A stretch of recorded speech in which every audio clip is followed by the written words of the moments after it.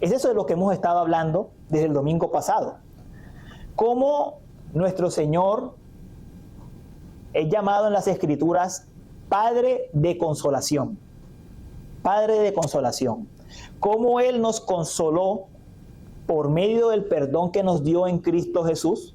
Nosotros éramos sus enemigos, no merecíamos nada de parte de Dios, pero Él en Cristo nos consuela y nos dice que podemos ser recibidos como hijos suyos.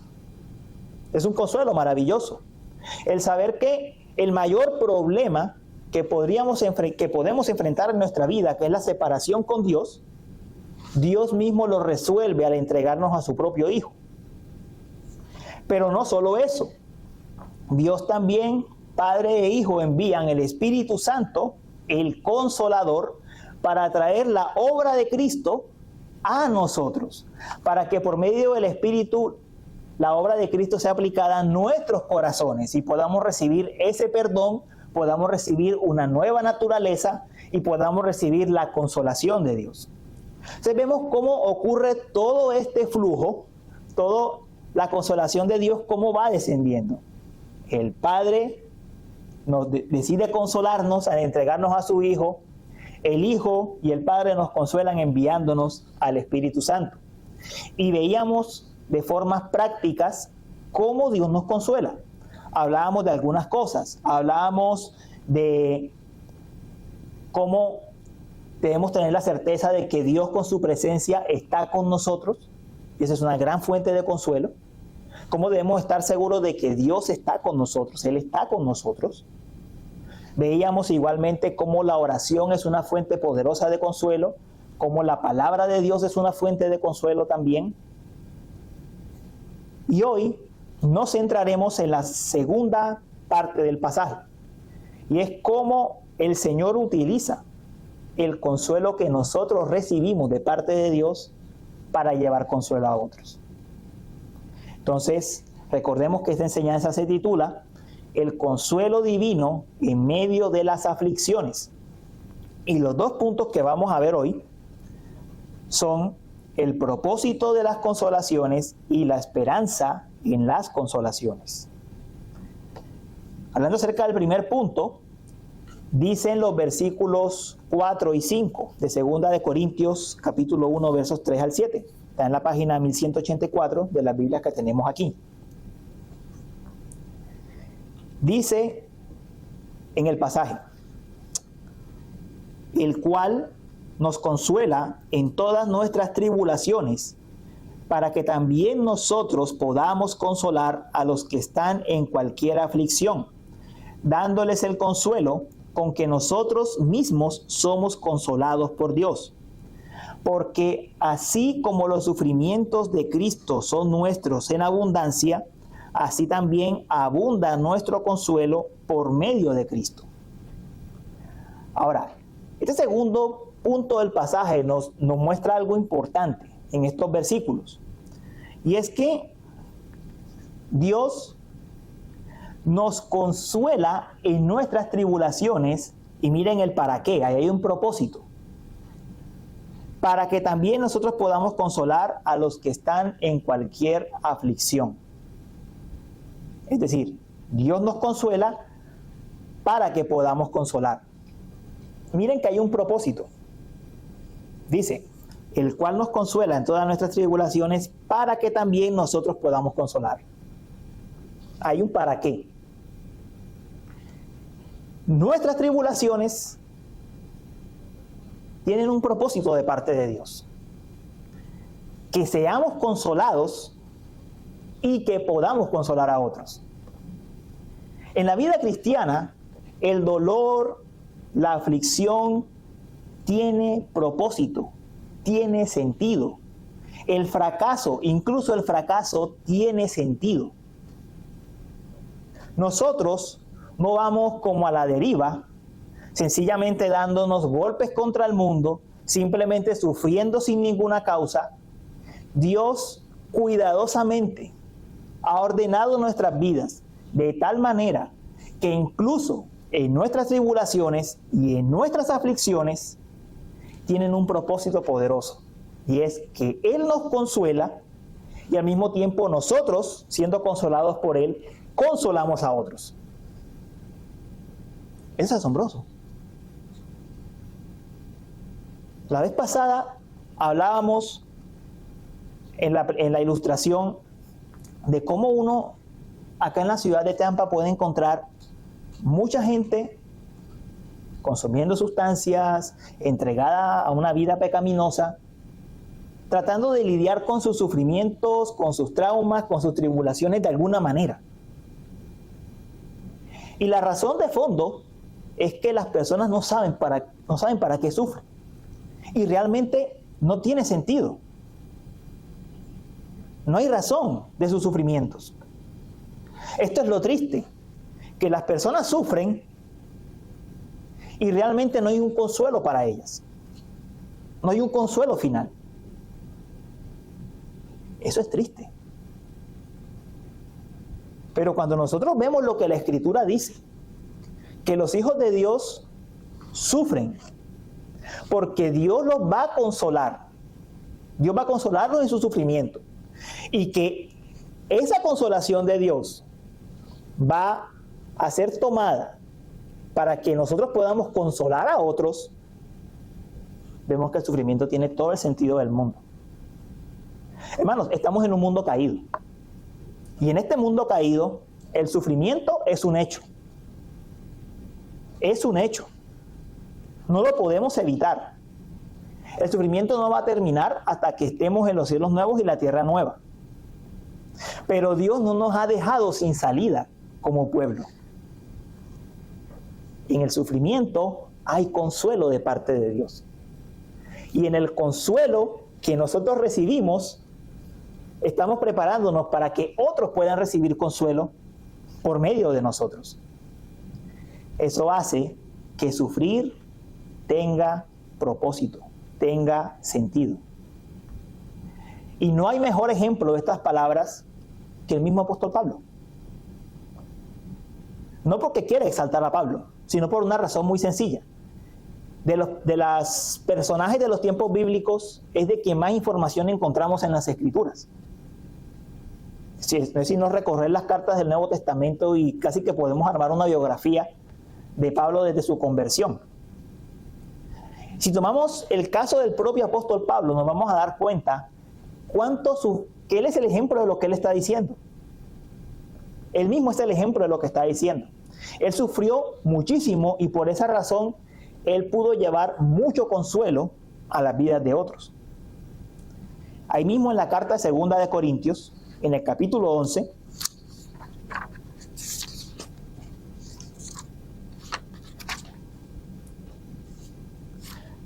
versos 23 al 33, página 1192 en las Biblias blanquitas.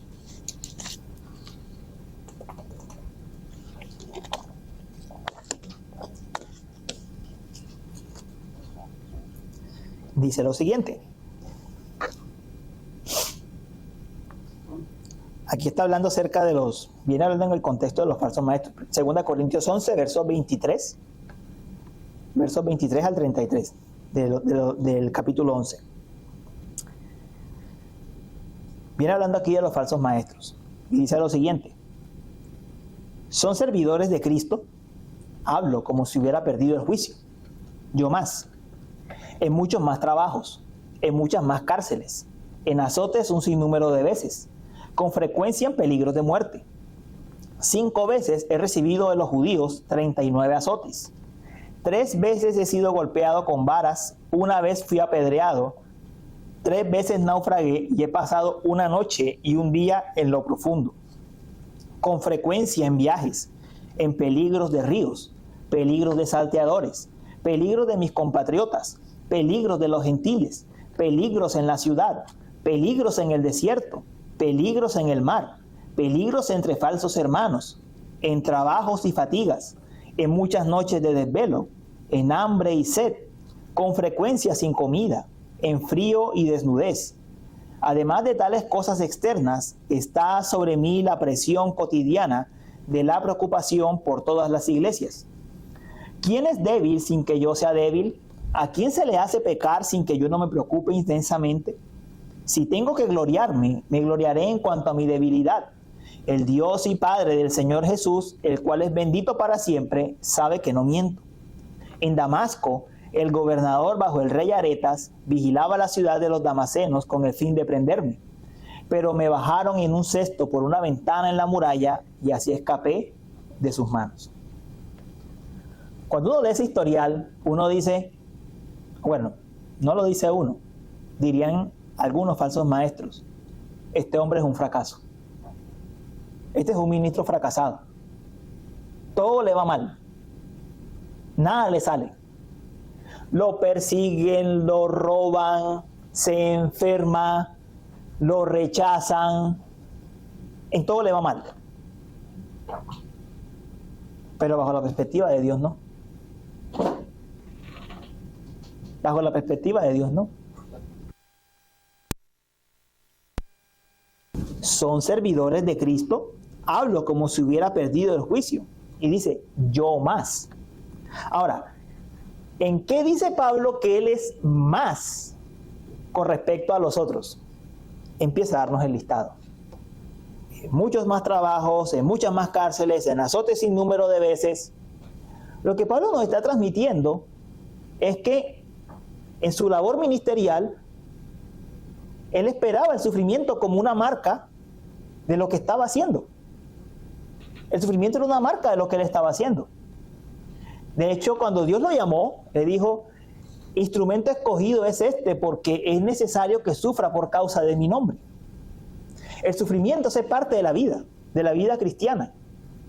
Y él como ministro no iba a escapar del sufrimiento. Hermanos, se hace muchísimo mal cuando se instruye a los hermanos, a las personas, diciéndoles que no van a sufrir y que no tienen que sufrir. Se hace mucho mal. Los ministros tienen que esperarlo. Un ministro del Evangelio tiene que esperar sufrir. Y no todo esto es persecución. Miren, aquí está hablando de naufragios, está hablando de cosas que no necesariamente son persecución directa. Cosas que acontecen en la vida. Pero decir, no vas a sufrir, no te va a pasar nada, y si sufres, decir, es que te faltó fe. Ese no es el Evangelio, hermano. Ese no es el Evangelio. Pablo dice, ok, lo que está diciendo es, mostremos las credenciales. Haga de cuenta que esta es la credencial que un pastor saca y dice, yo soy ordenado. Mostremos las credenciales. ¿Quién es más ministro? Y Pablo saca las suyas y empieza a hablar de todo lo que ha sufrido. Ahora, ¿por qué Pablo dice esto? En toda esa discusión que él tiene sobre los falsos maestros en esa carta. ¿Por qué él dice esto? Él lo dice para ilustrarnos precisamente lo que estamos diciendo desde el capítulo 1. Y es que si él como ministro iba a consolar a otros, él tenía que pasar por esas cosas. Eso genera lo que hoy en día llamamos empatía. Tú no puedes empatizar con una persona si tú no has pasado por situaciones difíciles y si no has pasado por la misma situación incluso. Vean, eso lo aprende uno hasta de la vida cotidiana. ¿Quién es la primera persona que busca, o una mamá primeriza, ¿a quién es la primera persona que busca? A su mamá, a otra mamá, ni siquiera a su esposo. Busca a alguien que pueda tener empatía con ella, que pueda entender lo que le está pasando. De hecho, yo lo digo honestamente, yo soy el esposo de mi esposa, la amo mucho, pero yo nunca pude comprender todo el tema hormonal que pasó dentro de ella. Nunca lo pude entender. Soy hombre, no quedo embarazado, no vivo esas cosas. Una mujer, mamá, puede entender eso. De esto habla Pablo. Y esto es cierto no solamente sobre los ministros del Evangelio, esto es cierto sobre los cristianos. Como creyentes enfrentaremos el sufrimiento para que Dios nos consuele. Y por medio de ese consuelo que Dios trae a nuestras vidas, entonces estaremos preparados para consolar a otros. Estaremos preparados para consolar a otros. La respuesta que una persona que sufre necesita de la iglesia no es resuélvelo por tu cuenta, sé fuerte, eres un valiente. Las personas necesitan ser escuchadas. Necesitan que sus problemas se entiendan. Necesitan ser llevadas, ser tratadas. Como creyentes tenemos esa tarea. Muchas veces nos preguntamos, ¿pero por qué a mí me pasan estas cosas? ¿Por qué yo vivo esto? ¿Por qué yo vivo aquello? Bueno, nosotros no podemos explicar todo lo que nos pasa en la vida, pero aquí al menos viene una explicación. Y es que a lo mejor el Señor te está preparando porque habrá otra persona que pasará por lo mismo y va a necesitar de ti. Que tú lo ayudes. Que por cierto, esta no es una tarea única y exclusivamente de un pastor. Todos los creyentes tenemos la obligación de sobrellevar las cargas los unos de los otros, como dice en Gálatas 6, verso 2. Eso hace parte de la vida cristiana, que podamos sobrellevar nuestras cargas juntos. Y esto es increíblemente consolador. Saber que el consuelo de Dios puede ser tan cercano a nosotros como lo es un hermano. Que Dios puede traer consuelo a nuestras vidas por medio de nuestros hermanos. Pero también que nosotros, cuando experimentamos todos estos sufrimientos, aflicciones, tribulaciones, lo experimentamos porque posiblemente Dios también nos usará para consolar a otros. Es increíblemente reconfortante. Miren, hay pruebas y pruebas de pruebas. Hay pruebas que son increíblemente fuertes y duras. Por lo menos podemos pensar en esto. Por lo menos en esto podemos pensar. Tal vez el Señor me está preparando para consolar a otros. Tal vez el Señor está trayendo esto a mi vida para consolar a otros. Hoy en día hay un ejemplo, y lo menciono este ejemplo moderno porque lo pueden encontrar en YouTube o buscando en internet lo van a encontrar. Hay una hermana llamada Joni Eareckson Tada. Ella practicaba natación y sufrió un accidente que la dejó paralizada del cuello para abajo. Ella no se puede mover, es parapléjica. Ella experimentó de primera mano los desafíos de vivir con discapacidad. Pero ahora esa discapacidad se ha convertido en una fuente de consuelo. Porque muchas personas han escuchado su programa. Ella tiene un programa que se llama Joni and Friends. Muchas personas escuchan su programa, personas con discapacidades.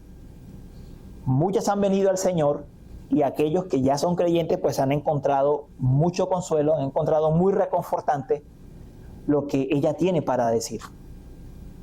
Dios puede usar incluso la peor de nuestras situaciones para traer consuelo a otros.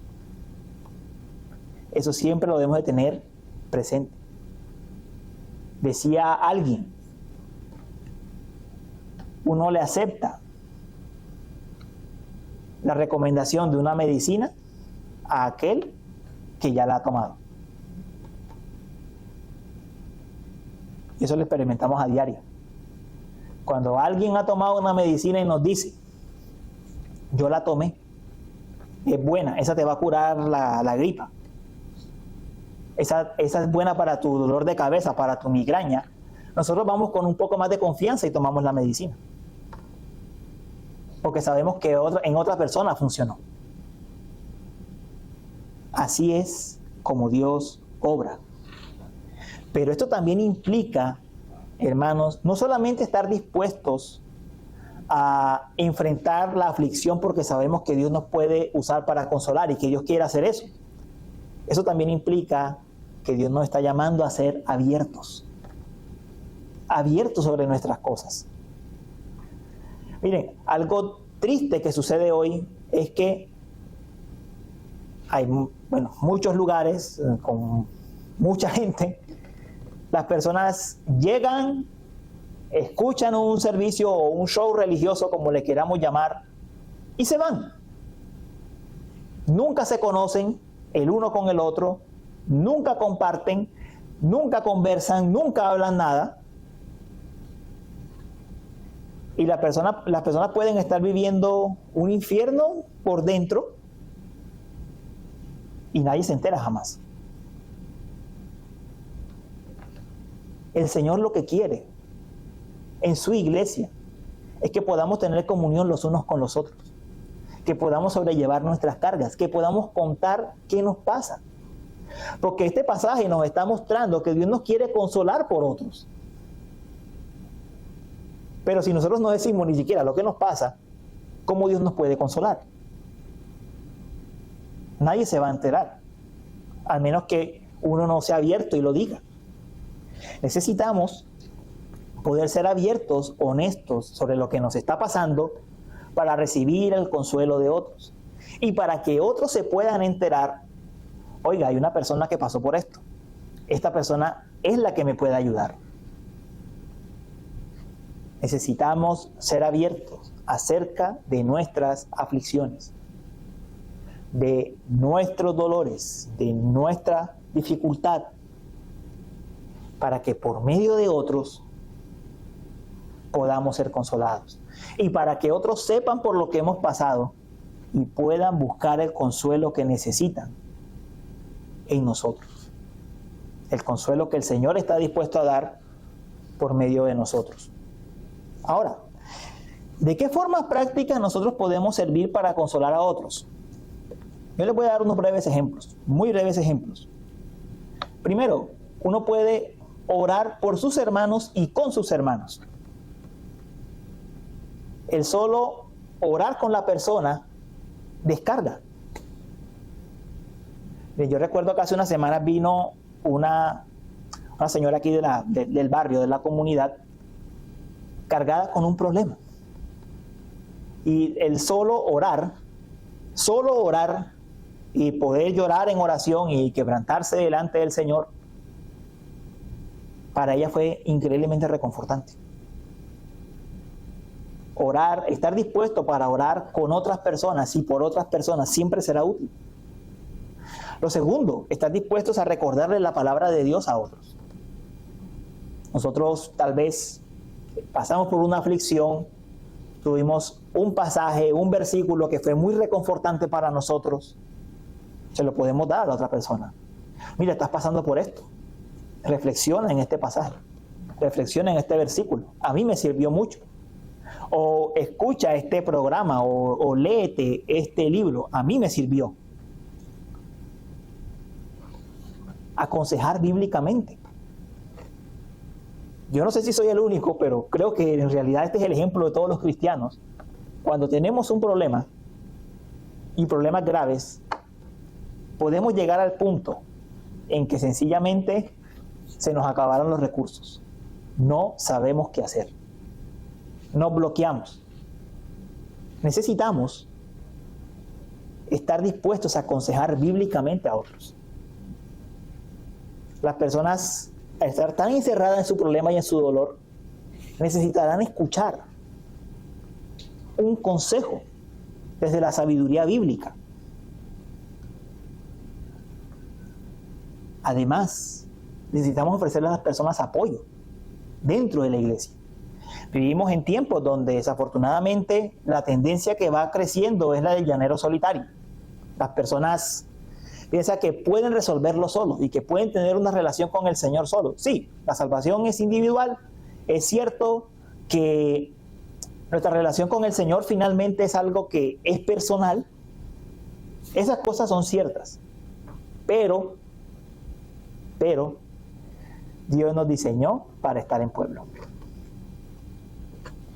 El creador de la iglesia es Cristo. Cristo dijo: yo edificaré mi iglesia. y las puertas del Hades no prevalecerán contra ellas. Él creó la iglesia.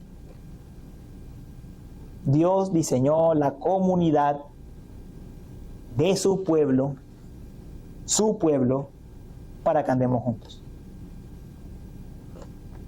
Además, nosotros podemos demostrar compasión, empatía, escuchando a aquellos que sufren. A veces ni siquiera hay que decir algo. Podamos servir de formas prácticas.